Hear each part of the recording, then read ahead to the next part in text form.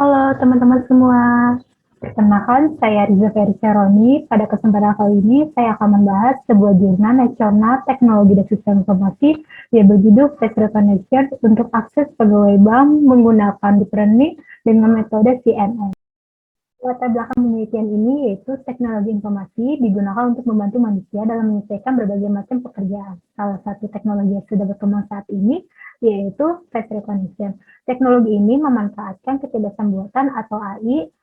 Nah, teknologi ini pun sudah banyak sekali diimplementasikan misalkan pada smartphone untuk membuka kunci layar ataupun untuk login. Kita hanya cukup mengarahkan wajah kita ke layar smartphone. Selain itu, teknologi ini pun sudah diimplementasikan di perusahaan-perusahaan, misalkan untuk presensi para pegawainya. Nah, untuk penelitian kali ini, kita menggunakan face recognition untuk keamanan pintu akses pegawai bank, sehingga tidak semua orang bisa masuk ke ruangan, hanya orang-orang yang berkepentingan saja yang dapat masuk ke ruangan tersebut. Selain itu, bisa mengatasi sebuah masalah, yaitu lupa membawa kunci ataupun menghilangkan sebuah kunci. Masalah penelitian ini yaitu berapa hasil akurasi pengenalan wajah menggunakan deep learning dengan metode CNN untuk sistem keamanan pintu akses pegawai bank.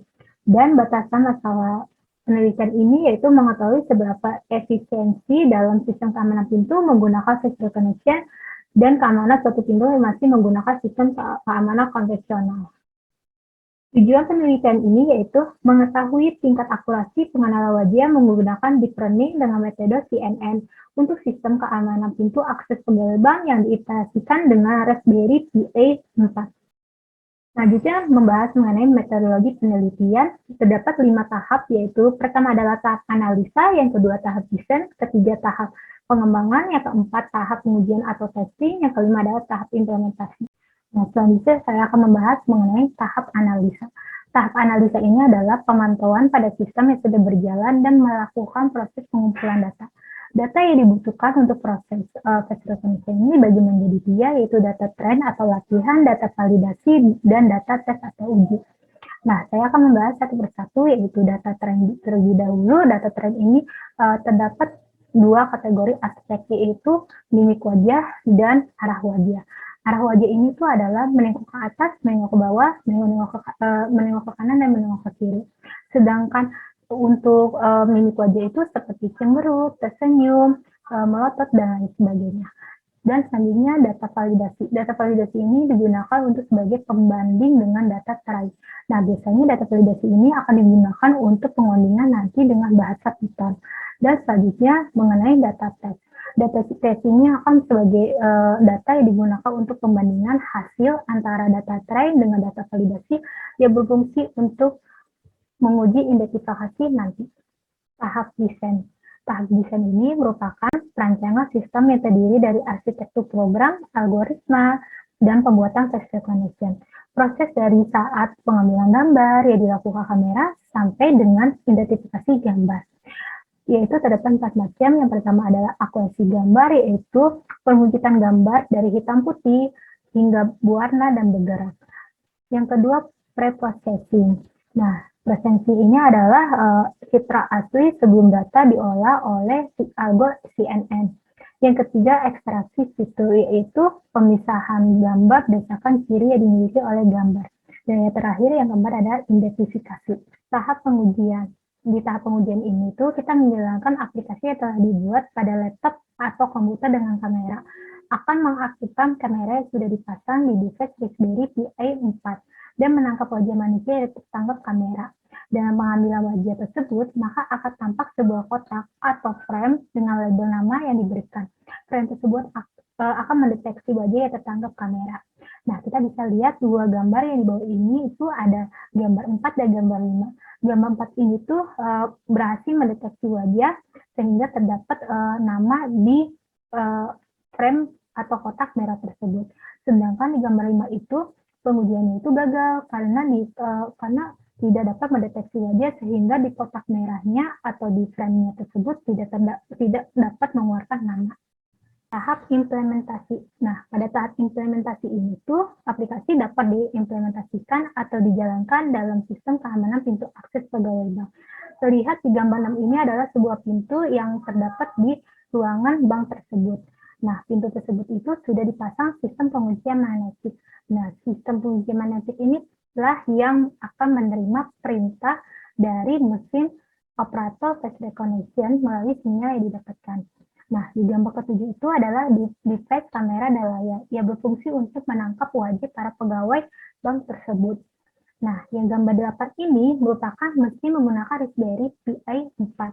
Dia ini berfungsi untuk sebagai prosesor pemrograman untuk menjalankan program face recognition tersebut. Selanjutnya saya akan membahas mengenai tabel 1. Nah, tabel 1 ini tuh menunjukkan data hasil dari uji coba, data uji dengan data bobot training. Data uji yang dimasukkan sebanyak 5 dataset pegawai bank dengan masing-masing dataset berisi 10 data wajah. Nah, kita bisa lihat tabel tersebut ada data training atau bobot, data uji, dan hasil akuratnya.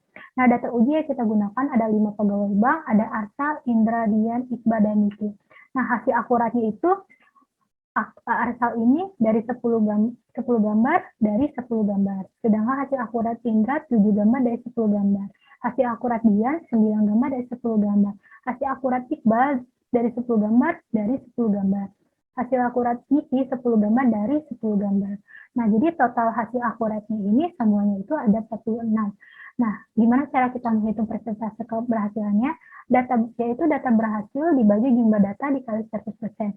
Data berhasilnya itu semuanya dijumlahkan jadi 46 dibagi jumlah data. Masing-masing satu pegawai itu memiliki 10 data wajah sehingga semua ditotalkan menjadi 50 data. Jadi 46 per 50 dikali 100% sehingga hasilnya 92% yang persentase keberhasilannya.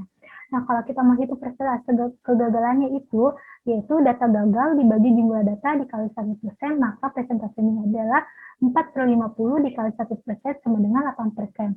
4 ini didapatkan dari hasil Indra yang hanya 7 gambar dari 10 gambar, dan Dian dari 9 gambar dari 10 gambar.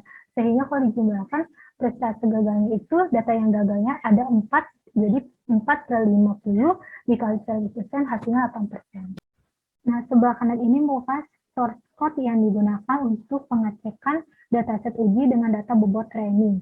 Nah, hasil tes modelnya itu tuh Indra ini hanya memiliki akurasi 70%. Nah, kita bisa melihat di gambar 9 ini merupakan dataset Indra yang lama. Setelah melakukan proses pengecekan terhadap dataset uji Indra, didapatkan penyebab tidak maksimalnya hasil akurasi data uji tersebut. Nah, kita bisa melihat dataset Indra yang lama ini terdapat 3 gambar wajah yang kurang teridentifikasi sebagai wajah Indra dalam data training. Nah, tangkapan ketiga aspek identitas wajah yaitu mata, mulut, dan hidung. Analisa penulis yaitu 3 gambar tersebut tidak berhasil terekstraksi dengan baik dan mendapat masalah dalam identifikasi gambar wajah pegawai. Nah, yang bisa kita lihat di tes Indra 61, tes Indra 62, dan tes Indra 63. Itu gambar agak ngeblur dan tidak terlalu terlihat jelas di bagian mata, mulut, dan hidung. Kesimpulan penelitian ini yaitu teknologi face recognition untuk akses pegawai bank dapat dilakukan menggunakan konvensional neural network CNN. Maka didapatkan kesimpulan bahwa hasil akurasi bergantung dengan data yang diuji. Hasil akurasi juga bisa berubah sesuai dengan jumlah data yang diuji. Semakin banyaknya data yang diuji, maka tingkat akuratannya akan lebih baik.